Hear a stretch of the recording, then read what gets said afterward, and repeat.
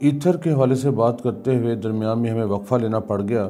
اس کی وجہ یہ ہے کہ ہمیں اندرون سندھ اور جنوبی پنجاب سے خصوصی طور پر اور کچھ حد تک ہمیں KPK سے یہ فرمائش آئی اور بڑی بھرپور فرمائش آئی۔ بہت سے افراد اور لوگ پوچھنا چاہ رہے تھے حمزات کے متعلق کچھ مزید معلومات۔ تو ان میں سے بہت سے لوگ ایسے ہیں جو حمزات کا عمل کرنا چاہتے ہیں اور یہ کہ وہ اس سے فائز حاصل کرنا چاہتے ہیں۔ ہم نے روک کے یہ 2 سے 3 پروگراموں کا ہم نے سلسلہ شروع کیا ہے بتانے کے لیے کہ سب سے پہلے تو یہ بتا دیں کہ حمزات کو حاصل کرنے کے لیے جو عمل کیا جاتا ہے اس کی شرائط کیا ہوتی ہیں، لوازمات کیا ہیں، ممنوعات کیا ہیں، خطرات کیا ہیں، یہ پہلے ہم اس کا ذکر کریں گے۔ دوسرے مرحلے پر ہم بتائیں گے کہ اگر آپ کے پاس حمزات کے ساتھ رابطہ کرنے کی صلاحیت ہے اور اسے حاصل کرنا چاہتے ہیں تو پھر آپ نے اس کے لیے حصار کون سا کرنا ہے اور عمل کون سا اور کیسے کرنا ہے۔ اور تیسری اور آخری چیز کہ جس وقت آپ کے پاس حمزات آ جاتا ہے تو اس وقت آپ نے حمزات کے ساتھ کیا شرائط طے کرنی ہے یا کیسے شرائط طے کرنی ہے۔ یہ بہت اہم چیزیں ہیں تاکہ آپ مستقبل میں ان سے کام لے سکیں، اور پھر کام کیسے لیا جائے گا اس کے حوالے سے ہم آپ کو بتائیں گے۔ ابھی شروع کرتے ہیں کہ جس طرح ہم نے پہلے بتایا کہ حمزات کی حقیقت یہی ہے کہ انسان کے 2 جسم ہوتے ہیں، ایک کثیف اور دوسرا لطیف۔ لطیف کو ہم ظاہری آنکھوں سے نہیں دیکھ سکتے، وہ صرف عامل ہی اس کو دیکھ سکتا ہے جس وقت وہ عمل اختیار کرتا ہے۔ جس طرح ہمارے ظاہری جسم کے اعضاء ہوتے ہیں اسی طرح ہمارے لطیف جسم کے بھی اعضاء ہوتے ہیں، اور وہ ہم چونکہ ان کو اپنے ہی طرح کا تصور کرتے ہیں اس لیے ہو بہو ہماری ہی شکل کے ہوتے ہیں۔ بس یہی سمجھ لیجیے کہ حمزات جیسی شکل آئینہ میں اپنی نظر آتی ہے ویسی ہی اس کی نظر آئے گی۔ اس سے ڈرنا بزدلی ہے۔ وہ طریقہ جس سے حمزات قابو میں کیا جاتا ہے عمل حمزات کہلاتا ہے۔ ہم آپ کو مختلف عمل بتائیں گے، ایک سے زیادہ عمل بتائیں گے، لیکن آپ نے اپنی ہمت اور استطاعت اور استعداد کے مطابق اس میں سے اپنی مرضی کا عمل اختیار کرنا ہے۔ ہم وہ بھی بتائیں گے جو ہم خود اختیار کر چکے ہیں اور جو مجرب ہو۔ سب سے پہلے یہ سمجھ لیجئے کہ ہر عمل کی ایک میعاد مقرر کی جاتی ہے۔ بعض اوقات عامل کی اندرونی طاقت کی کمی کی وجہ سے زیادہ دن بھی لگ سکتے ہیں، اس لیے اگر ایک مقررہ مدت کے دوران کام نہ ہو یعنی حمزات حاضر نہ ہو تو اسے دوسری دفعہ دوبارہ سے شروع کر دینا چاہیے۔ کچھ دن بعد ضرور حاضر ہوگا۔ بعض اوقات 3 چلوں میں حاضری ہوتی ہے، اس لیے بد دل نہ ہونا چاہیے۔ ہر شخص کی قوت مختلف ہوتی ہے، فطرت مختلف ہوتی ہے، اس لیے مدت میں کمی بیشی ہونی لازمی ہے۔ استقلال سے لگے رہیں، وہ حساب جو اس کو حاصل کرنا چاہتے ہیں لازمی کامیابی ہوگی۔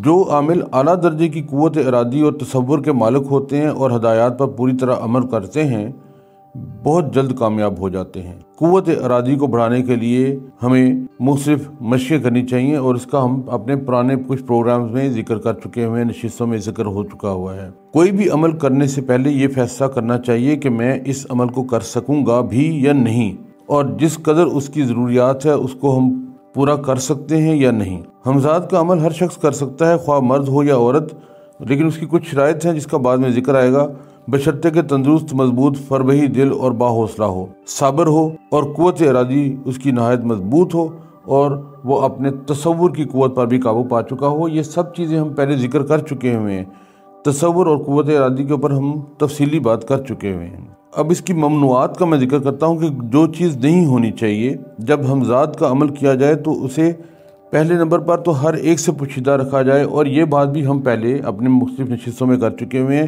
کہ اپنے ان معاملات کو بالکل پوشیدہ رکھنا ہے۔ جو واقعات پیش آئیں اس کا بھی کسی سے ذکر نہیں کرنا، اپنے دل میں تمام باتوں کو دفن کریں۔ ہاں البتہ جس سے اجازت حاصل کی گئی ہے یا جس کی ہدایت کے تحت عمل کر رہے ہیں اس سے ہدایت و مشورہ لے سکتے ہیں۔ یعنی اگر آپ میرا یہ پروگرام سننے کے بعد اور اس گفتگو کو سننے کے بعد میری ہدایات کے مطابق اس کو عمل کرنا شروع کریں گے تو آپ کو اگر کہیں پہ کوئی تشکیک ہو، کہیں پہ کوئی پریشانی ہو تو آپ رابطہ کر سکتے ہیں۔ اب عامل کو طمع، حرص، الفت، غضب، غصہ، خوف، شہوت، تکبر، حسد، تعصب، کینہ، جہالت، ظلم اور تمام باتوں سے پرہیز کرنا چاہیے جو ناقص انسان کی نشانیاں ہو سکتی ہیں۔ یہ ذرا غور سے سنتے رہیے۔ منشیات، گوشت، بدبودار اشیاء سے پرہیز کرنا چاہیے، भूखे पेट रहें, कम से कम खाना खाएं, पेट भर के खाना ना खाएं। हम ज़ात से जो वादे तय हो उनकी सख्ती से पाबंदी करना होगी।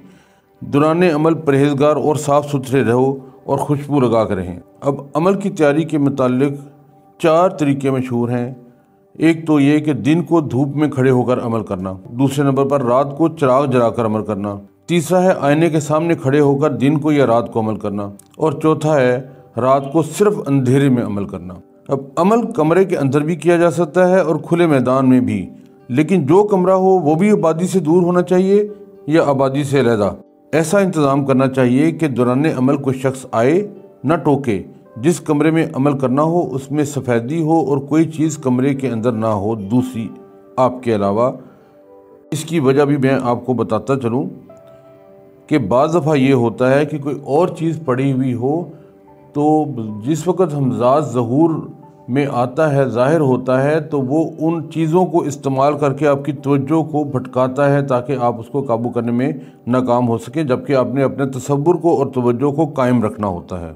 अगर सेहन में अमल दिन को करना हो तो इतना सेहन हो कि धूप काफ़ी आती हो और देर तक रहती हो। सेहन में ना कोई चीज़ होनी चाहिए ना दरख्त होना चाहिए ताकि उसका साया अमल में बार बार मुदाखलत ना कर सके। अगर खुले मैदान में अमल करना हो तो भी ऐसा इंतज़ाम करना होगा कि दौरान अमल कोई शख्स वहाँ ना पहुँच सके ताकि तवज्जो में कोई हारज ना हो, और वहाँ धूप में कम से कम 2 घंटे तक रह सके। चिराग जो जलाया जाए वो मिट्टी का हो, सरसों का तेल उसमें जलाया जाएगा। एक ही चिराग शुरू से आखिर तक रहे। मजबूरी हो मसलन टूट जाए तो और बात है। अमल हमेशा चांद की शुरू तारीखों में 10 दिन के अंदर अंदर शुरू करना चाहिए। अमल के दौरान हमा वक्त हमजाद का ख्याल रखें। हमा वक्त से मुराद ये है कि जिस वक्त आप अमल नहीं भी कर रहे और दिन का टाइम है, खाना खाने लगे हैं, अगर आप कोई और काम करने लगे हैं तो हमजाद को अपने साथ शामिल करें और उसे कहें कि ये है, वो आपके जहन में इसका ख्याल रहना चाहिए।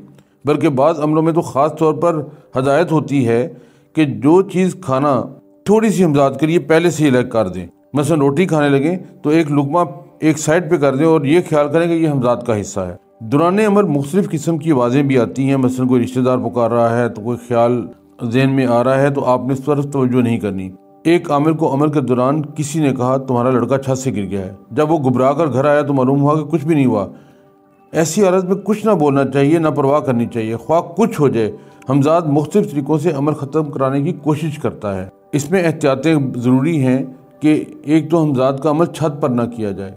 धूप का अमल हो तो ऐसे मौसम में करें कि मियादे अमल के दौरान धूप रहे। अगर किसी दिन बादल आ गए तो अमल ज़ाया हो जाएगा और फिर दोबारा अमल करना पड़ेगा। जब हमजाद हाजिर हो तो उसे खुद कभी ना बुलाओ, बल्कि अमल में मशगूल रहो और दिल में ये ख्याल पुख्ता रखो कि वो अब मुझसे गुफ्तगू करेगा। जब हमजाद खुद गुफ्तगू करे तो फिर अगर आपका अमल ख़त्म हो चुका हो तो फिर उससे गुफ्तगू करें। अगर दौरान अमल हमजाद गुफ्तगू करना चाहे तो बिल्कुल ना बोलें। आखिरी दिन भी ख़त्म का इंतज़ार करें। जब तक कि आपका अमल ख़त्म ना हो जाए तब तक उसे हम कलाम नहीं होना। यानी जो मियाद आपकी अमल की मुकर्रर है उस मियाद को मुकम्मल किए बगैर हमजाद सामने आ जाए तो भी आपने हमजाद से किसी किस्म की गुफ्तगू में शामिल नहीं होना। हमजाद से हरगिज़ बदी का काम ना करवाएं, ना चोरी, ना कोई और ऐसा काम, वरना ये दुश्मन बन जाता है और मौका पाकर अमल को ही हलाक कर देता है। पहले रोज़ जिस जगह पर आपने अमल का वक़्त मुकर्रर किया है रोज़ाना बिला नागा उसी वक़्त उसी जगह को पाबंदी से इस्तेमाल करें। नहायत इस्तक़लाल और हौसले के साथ इस काम में हाथ डालें और खिलाफ़ तवक्को कोई शक्ल या शिकाल देखे नीज़ कामयाबी में तख़ीर वाक़या होने लगे तो बिल्कुल ना घबराएं।